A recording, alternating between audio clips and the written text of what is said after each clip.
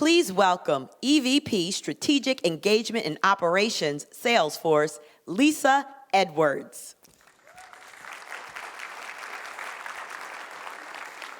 Welcome, everyone, to day 2 of Dreamforce. We are so excited. It's another full day of programming, and there's going to be a ton of fun stuff to do. So look at your agendas and make sure you hit everything that's important to you. Today, we're here to talk about the future of work. In any business of any size, talent can be a major challenge, especially now in the 4th Industrial Revolution. Technology is rapidly changing today's jobs and also creating new jobs. And as a result, it's on all of us to really rethink how we're educating students and how we're training our workers. In fact, this new reality is why CEOs globally have ranked attracting and retaining talent as their #1 internal concern. We know that these talent challenges are not going away. In fact, they will only intensify. And organizations, like all of ours, need to constantly re-examine how they're attracting and retaining the best and brightest, and how we are preparing the next generation workforce. Today, we're going to go a little bit deeper on this topic with 3 executives who I'm really excited to introduce to you, who are focusing on this topic, not just for their own business, but really thinking about this in the context of the broader community.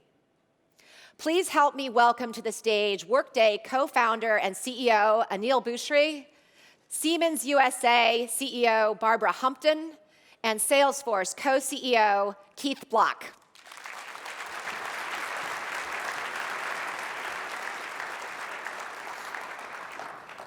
Welcome, everyone. Thanks for coming.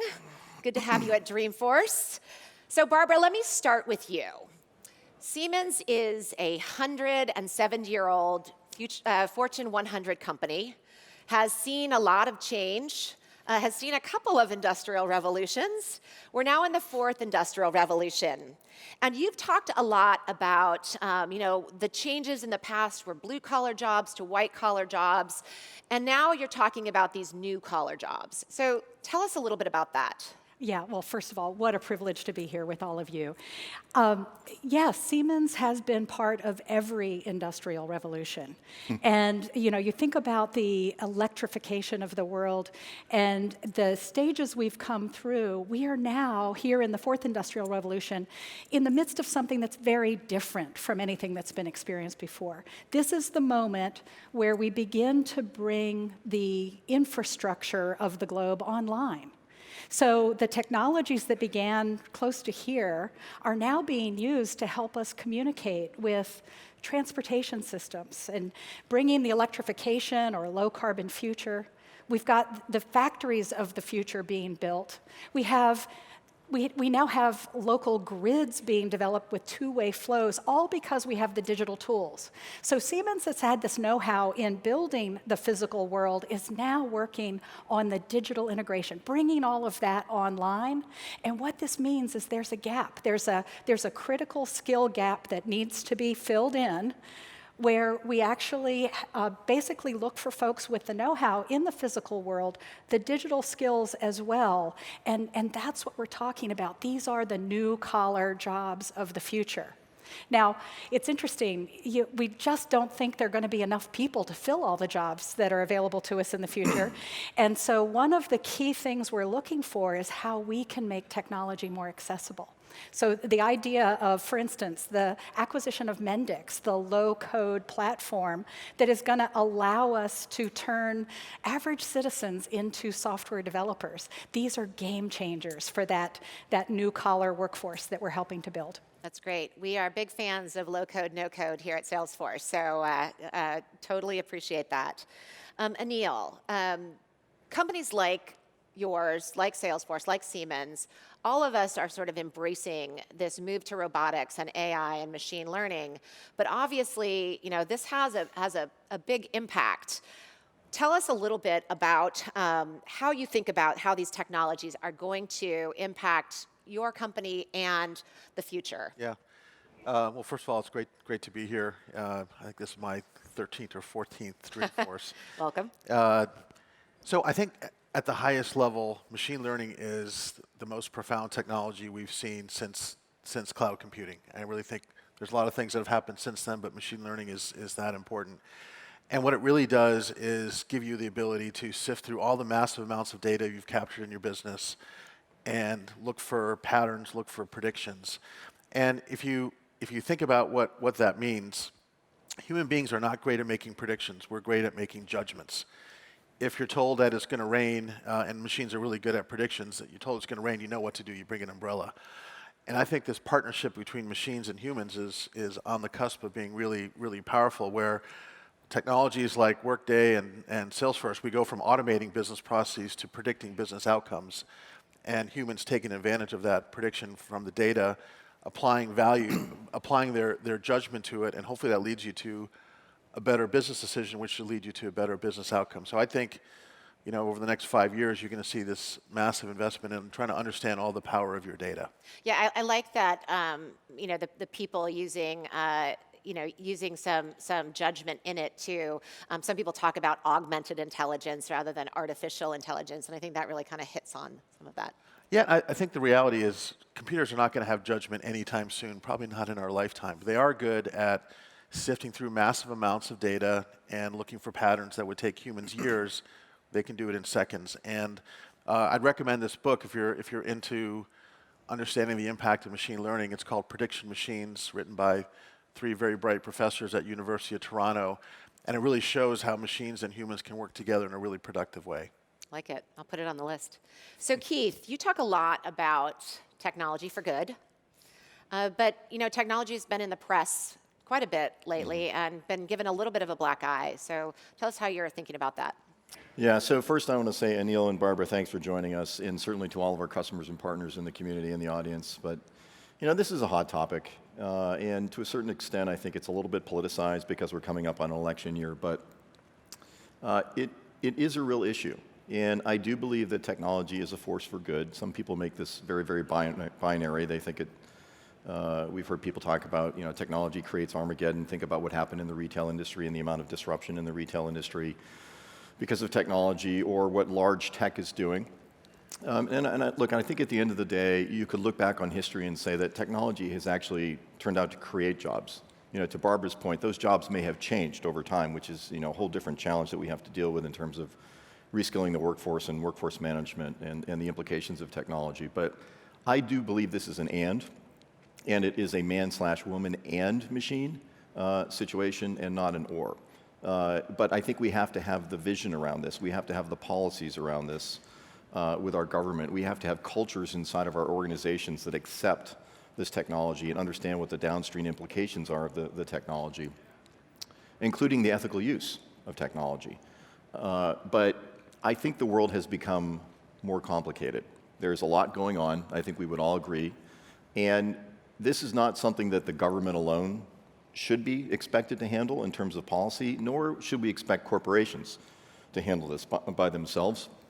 And it really becomes a handshake, a public-private sector handshake between the government and corporations around how do we use technology, how do we tackle some of these difficult issues around ethical use of technology, what do we do about workforce development, what sort of things do we need to focus on in terms of education? Is this STEM education as we think about children, but what about people who don't go to college? What sort of education will they get? What about corporations that are going through enormous digital transformations, like I'm sure many in this audience are going through? What will we do? What is our obligation to think about what those companies need to do to reskill the workforce? So I think at the end of the day, this is a good thing, but it will only become a good thing if there is that partnership. There has to be that partnership. The government needs to understand technology. We need, as tech leaders, to help them understand that technology. And as tech leaders, we can't just be thinking about ourselves. We have to be thinking about making the world better and changing what we're doing out there. So. Yeah, agreed. Trust has never been more important, and I think we can all agree that technology is a thing. It's neither good nor bad, and it's how you use it and how you choose to put it out into the world. So. Let's keep on this topic a little bit. These are tumultuous times, Anil. And it becomes very, very critical to show strong leadership. So for you, what is the role of the CEO in providing that leadership and reskilling this workforce? So it is a complicated world, and I just adding on to what Keith said, I just think that what's important for business leaders is, first of all, be true to their core values, do what's right. As we think about this new set of technologies, it has a chance to create this digital divide we've talked about, the haves and the have-nots, and that's just unacceptable, whether it's in your own company or whether it's in society. So as a leader, we try to partner with government, but if we can't, we'll do it on our own. We've created this program called Opportunity On-Ramps, where we'll take military veterans, we'll take caregivers who might have been out of the workforce for a number of years, we'll take underserved young adults, and we'll train them in skills like Workday, like Salesforce, and get them jobs in the society. And that's really important. It's not going to be a great place for a few. It has to be a great place for all, or it will start falling apart. And you see it in our politics right now. We have to bring everybody along. And I think that's the job of leaders in today's complicated business world. Yeah, Keith, you have been very involved with our vet force, now called military force as well, also looking at bringing vets into business. Yeah, look, there are so many groups, members of our community that it is important for them to have access, to have opportunity to participate. And technology should be breaking down all those barriers and providing opportunity for everybody. I mean, really, as CEOs and leaders, we should be thinking about that. Technology is a force, again, to my earlier comment, it is a force for good. Now, I'm very, very passionate about the veterans. That's why I'm wearing a Vet Force pin, if you can see it. I got my U.S. There you go. He's got his socks on. I have my Blaze customer service socks on. Yeah, that's too much information there. So anyway, just kidding. But reskilling these veterans. I don't know how many veterans we have in the audience. If you're a veteran, could you raise your hand? Could we give them a round of applause if we have some veterans? We have an obligation to help the veterans. The veterans are serving our country. They're doing the right thing. They lay their lives on the line every single day, and we should be honoring them. And we should be allowing them by providing them with incredible opportunities, just like for many, by reskilling them as they come back into the workforce. If you watched the keynote yesterday, we had Sheldon Simmons, who was part of Merivis, which is a great organization. We should all be doing that. We should all be hiring veterans. We should all be giving people opportunity. And again, technology breaks down those walls. And I think we have to think of it that way. Yeah, it's about inclusion, really, and I think Anil said it too. Bringing underrepresented minorities, veterans. We're going to need people from every aspect of society to come along with us. So it couldn't be more important. On that note, go ahead. If I could just add, just picking up on what Keith said, I've spent a lot of time with veterans. This is a dynamic group. They have a ton of talent, and it just needs to be unleashed. And I've been so amazed by what they're able to do in a short amount of time. And it shouldn't be surprised. They got great training in the military. But I would encourage all of you that are hiring, just give them a chance. Yeah, there was a great line by Sheldon yesterday. For those of you who didn't see the keynote, he said something like, I've been to war, so doing a little project management is not going to really get me stressed out. Yeah, actually, let me jump in here too, because I think one of the most valuable things about Dreamforce is getting to hear other people's stories and maybe getting some ideas that you can take home too. So I'll share a couple of things we're doing at Siemens. We do have software. We're the largest industrial software company in the world. What we've done is we conduct trainings across the country, and we've made seats available to veterans at no cost. So if someone transitioning back into a US-based job wants to come to one of our training locations, they can learn how to use the products, the digital industry software that will help them engage in an engineering or a design job, be productive on the manufacturing floor, et cetera.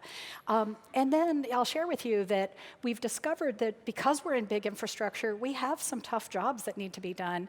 And take, for example, the wind turbine farms that are out there across windy and remote parts of the US. What kind of character does it take to be willing to climb a tower and work alone in a dangerous situation?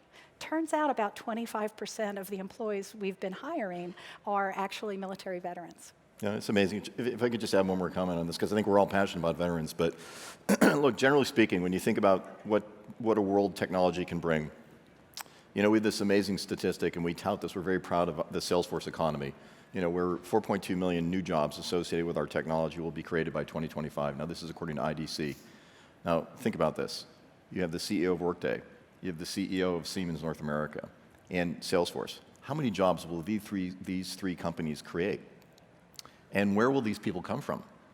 So, in my mind, there will be a technology and opportunity-rich environment in the coming years if we're able to navigate this very successfully. Again, public sector, private sector partnerships. So I'm very, very optimistic about what the two of you said, so I feel good today. So thank you for doing that. Yeah, like it.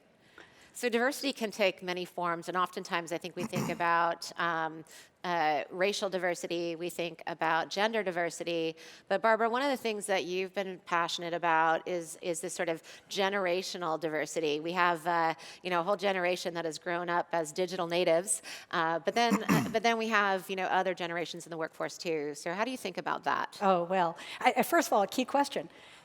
How long will our lifetimes last? Right.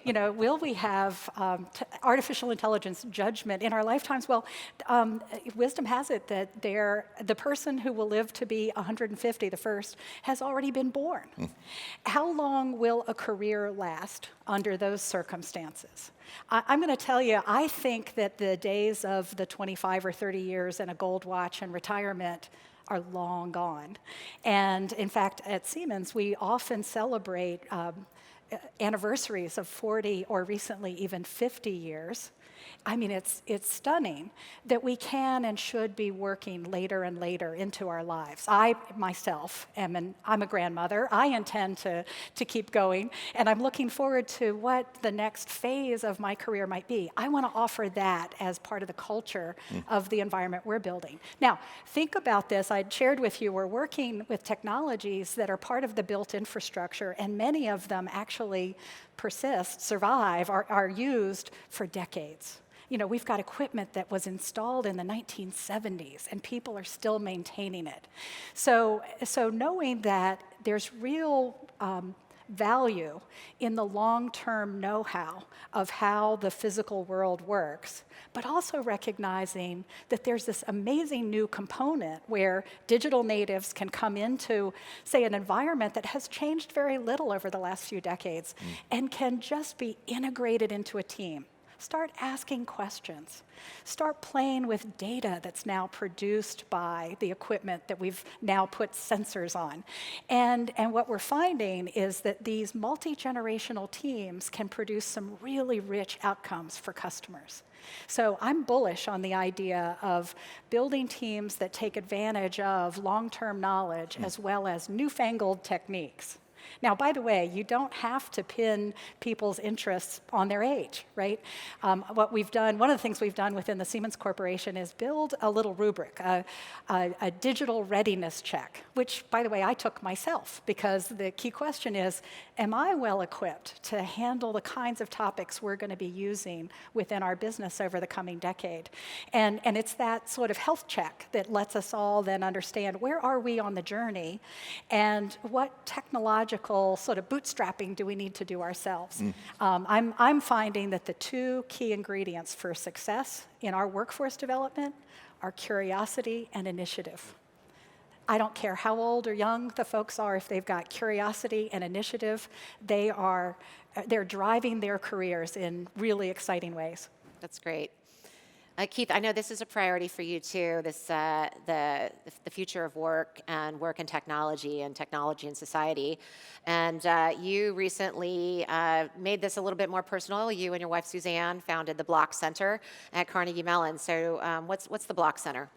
Well, I'm very, very passionate about this. And really the impetus for this was my wife, Suzanne, and I, we have 5 children.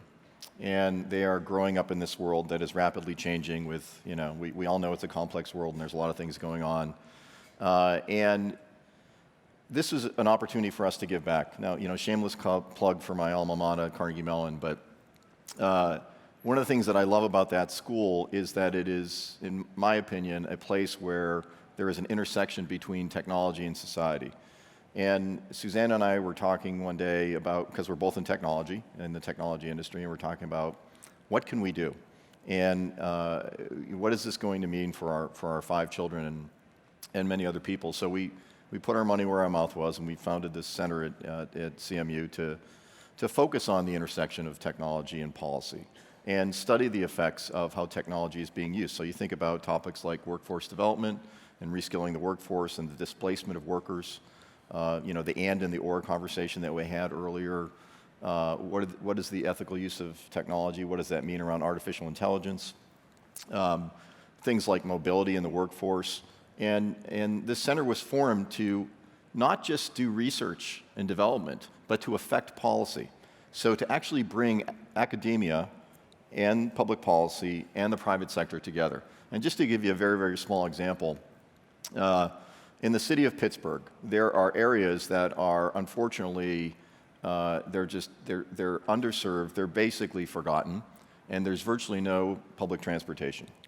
And there was a study done through the Block Center in partnership with Uber around providing mobility to people who lived in the community because there is no public transportation. Those people can't find jobs. They can't leave their homes. They have no transportation to go to other parts of the city to find employment. So they studied the effect of Uber giving free rides to people who lived in these communities where there was no public transportation, and over time how the economy was lifted up. And guess what happened? Crime rate went down, right? Well-being went up. Health went up. This is about a year-long study. And that was just one small example of bringing the private sector and academia together to affect policy. So now what they're looking at, the mayor of Pittsburgh is looking at subsidizing, as is the state of Pennsylvania, subsidizing those communities with transportation vouchers through Uber and other providers. So it's really important. And we can all do this. We can do it with our own time. We can do it through leadership positions and our influence. We can do it by working within our corporations. We can do it in our community. We can talk to our folks in Congress and around the world, not just in the United States, but we can have an effect. And that's why Suzanne and I said, we've had enough. We want to see something happen. We want to affect policy. We don't want this to just be research. So we're really passionate about it, so thank you for asking. Great. Anil, I know you have a side hustle of being on the Board of Trustees of Stanford, too. Are these conversations happening at Stanford as well, I imagine? Absolutely. Absolutely. And it's not just for the Stanford students. It's much more about the community that we all live in. And I think what Keith is doing is fantastic. And what I see right now with a fairly dysfunctional government is that leaders like Keith and companies like Salesforce are stepping in to fill the void. And universities are too. And it's frankly, that partnership between business and universities are thriving. That's great. Keith alluded to it a little bit. I think some people call this, there's this big upcoming talent gap, but several of you have mentioned this as more of an opportunity gap. Barbara, why don't we start with you? What do you mean by opportunity gap? Well, it's exactly what we've just been talking about. Think about it. Talent is pretty well evenly distributed across humanity. People have talent and are looking for ways to use it. And so the real opportunity gap is who's got the access? Mm-hmm. Who has the ability to get to where the jobs are, get to where the education is. Now, we think about this in a variety of ways. Actually, one of the things that I'm really pleased about government doing is, and I would say workforce development has got to be the #1 bipartisan issue right here in the US. And so I've been proud to be working with the American Workforce Policy Advisory Board, helping the Department of Commerce and the White House talk about the ways that we can promote workforce development. How do we close that opportunity gap? Well, #1 is thinking about multiple pathways to the American dream, right? It used to be that you had to climb the ivory tower, right? It used to be that you had to go to a 4-year university and that would be your ticket. But think about how many pathways there are now. What we're focused on are things like career technical education, 2-year programs, maybe a little bit of extra education after high school, but how many people could come straight out of high school into these new technical roles and actually have everything they need to begin their lifelong learning? This is what I love about Trailhead right now, right? Offering folks access to curriculum that is going to help them determine what their paths could be. Now, my favorite example of this kind of access and opportunity actually comes from Huntsville, Alabama.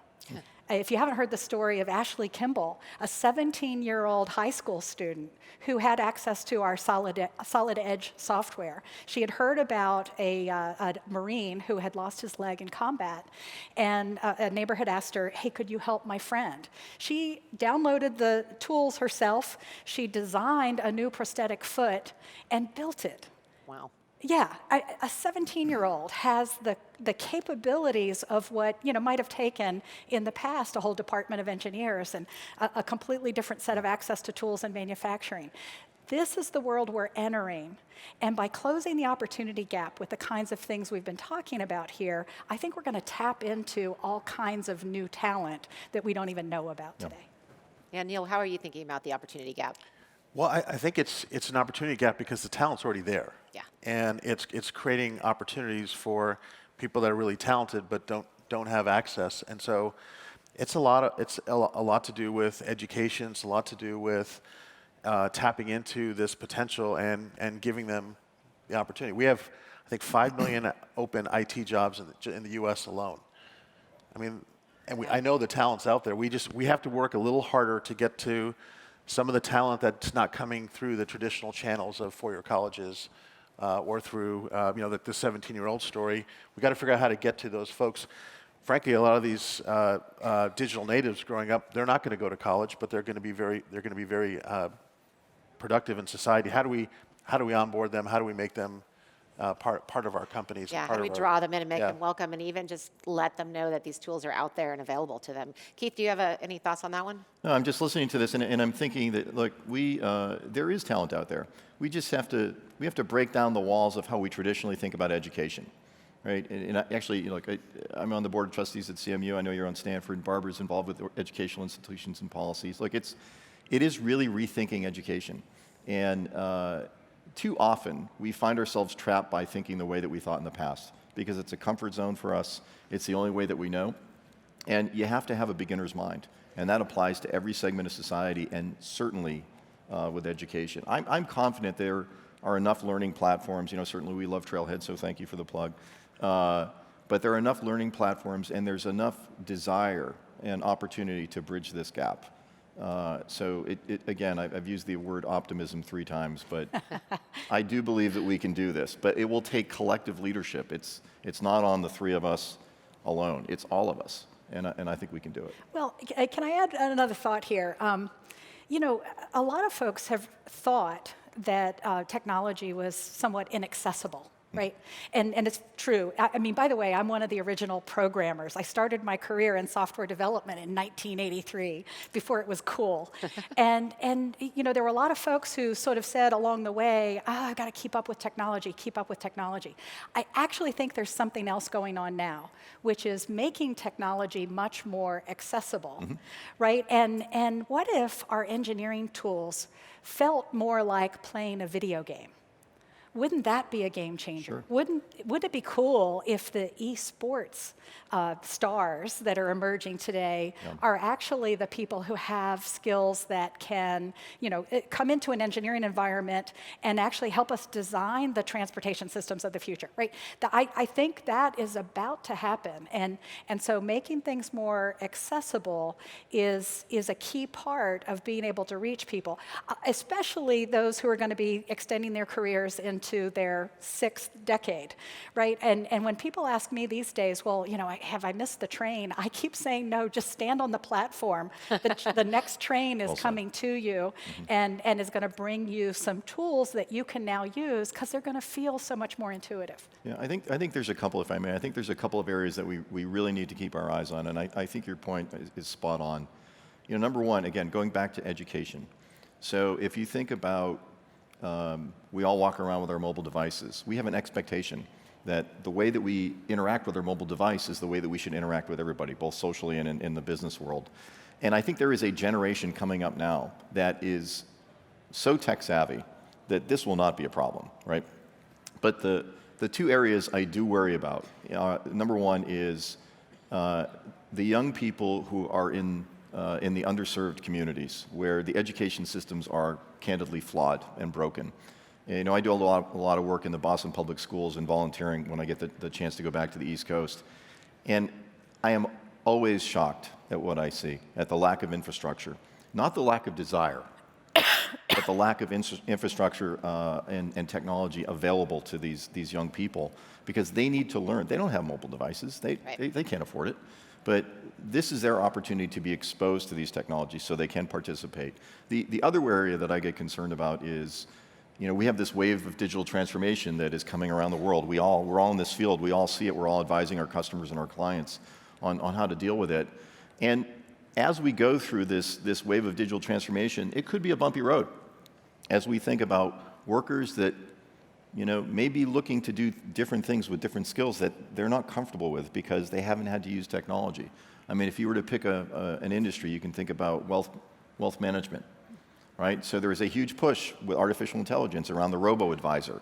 But if you're a traditional wealth manager and you're in your 30s or 40s or 50s, and this is the wave of where things are going, what will your future look like if you don't embrace the technology? It could be an and, but you may also find yourself in a position where you may be looking in a different position inside your industry, but still with a different position because you're going to need different technology skills. And we have to make sure that those reskilling opportunities are available to those folks as well. I think too often we focus on, and rightly so, but too often we focus on, well, the driverless truck will displace the driver. The reality is that will actually create jobs because people will still have to remotely drive those trucks, and people will have to unload those trucks. So those opportunities may not go away. They may shift a little bit. But I think we focus sometimes in the wrong areas, and we're not anticipating what the areas of disruption will be. Yeah, I think it's a great point, and I think you know, it brings up another interesting thing, which is technology is changing so fast that there's sort of this new need for flexibility. So Neil, like there's talk of in the next 3 to 5 years, 50% of jobs will change materially. So how, in that context, do you think about keeping your workforce fresh and reskilling the workforce? Yeah, I think it's not just reskilling, it's just making sure you stay current. Yeah. And you know, how we think about it at Workday, and I think how all of you should think about it is, you can't get stale. And I think skills is the right framework. Over the next 5 years, what skills do you need to develop to stay relevant and stay current? And so, a big part of what we do is we're working on those skills. Workday is in the HR world, so we have a learning platform, and that learning platform is more like a corporate YouTube. It's short form, digestible content. So Barbara's constantly advancing constantly advancing your skills. And what I do every year, at the end of the year, I look back and say, what new skills have I learned this year? And it has that made me more relevant to what's happening in the world. And I encourage all of you to think about what skills over the next 3 to 5 years you need. And there is so much good content available, and it's not you don't have to sit there in front of a computer for a year to learn it. You can do it over short form, on-demand learning, and I think that's the future. And if you're not doing it, you're going to be left behind. Anil, I think you're absolutely right. I think the whole concept that employees really own their careers today and into the future, and you giving us the tools that empower that, I think that's important to all of us. Getting that ownership culture injected into an organization is vital for being able to get over that, you know, that hump. When we recognize that things are going to change, I mean, what if the real skill needed for the future is to be good at change? Mm-hmm. Right? You actually do things differently if that's actually, you're not changing to get to a new end state, you're just constantly going to be changing. Right. That's where I think, you know, folks are getting to that frame of mind now, and you know, the workforce, the old, you know, who can stop the change? How do you make the merry-go-round stop? Get on the merry-go-round. That's not the question. Mm. Yeah. So do you think about hiring differently for that, looking for people who are flexible? Well, I mean, it is important that we seek out folks who have shown that kind of agility and flexibility. It's true that those are the people who are most successful in our organization right now. The question is, can you teach that? And I actually think you can, right? I think a big aspect of this is removing the fear factor and creating a culture where this is not a scary proposition. We know that there are going to be some rough patches. We know there are going to be starts and stops. But creating the ownership culture where folks know that it is their responsibility and they have the tools to go do this, and then giving them the safe and trusting culture that enables them. That's important. That's great. So maybe we have a couple minutes left. Maybe one final thought on, we've talked about a lot of change. We've talked about the way that technology is changing the workforce. It feels bigger than a technology problem. Keith, why don't I start with you? How do you think about, is this a societal problem? Is it a government problem? Is it a technology company problem? Like, whose problem is this to solve? Well, if you think about digital transformation, so I guess I'll answer the question starting with there. I think there's really three elements to digital transformation. One is classically, in this time period, there is a technology transformation. We have a bunch of new technologies that are coming online. Movements to the public cloud, artificial intelligence, machine learning, all that good stuff. And companies need to understand what are the implications of those technologies, how do they absorb those technologies. So they have to be in a learning mode. The whole company needs to be in a learning mode. The second element of digital transformation is the business model change. We see companies leveraging these technologies and reinventing themselves. I mean, honestly, it is a world of disrupt or be disrupted. And you have to get ahead of this. And you have to have a plan and a strategy for digital transformation. And we see companies all over the world and every industry reinventing. Retail has been reinvented, financial services being reinvented, aerospace and defense, hardcore manufacturing being reinvented, leveraging these technologies. So there are profound business model shifts, and that's really the second wave of digital transformation. And probably, I would argue, the third and most important is the cultural transformation associated with digital transformation. And that really starts right at the top. And one of the things that I try to advise other CEOs with is to say, you as the CEO, you are the chief transformation officer. If this is not important to you, it will not be important for the rest of your organization. You have to set the tone for the culture. And of course, you have people working for you and around you who are agents of change. But this is really where you take that first step forward. And I'm proud to be with a couple of leaders here who do this in their organizations here on stage. But taking that step and understanding what is the ethical use of this technology, how will we deploy it in the workforce, what are the downstream implications in terms of reskilling, what obligation do we have to our community because of this digital transformation. These are all part of that cultural transformation associated with digital transformation. And I'll just tell you a quick story because I know my colleagues up here are going to want to say something too. We have a customer at Salesforce who is a Fortune 50 customer, and they're headquartered in the middle of the country in Illinois, in a very small town. And for all intents and purposes, they are that town. And they have gone through an incredible technology transformation, business model transformation, and now they're going through the cultural transformation because their workforce is going to change. It's just a reality. And look, at Salesforce, we try to do the right thing. We're big believers in stakeholder theory. I think you all know that. But we sat down with the CEO of that company and said, listen, we know that there will be changes in your workforce. So we will offer up to reskill these people because you are 2 hours from Chicago, you are 2 hours from Kansas City, you are 2 hours from St. Louis, so now you can all figure out what town it is. You can go in your GPS. And provide these people with an opportunity to do something else, should they choose to leave your corporation.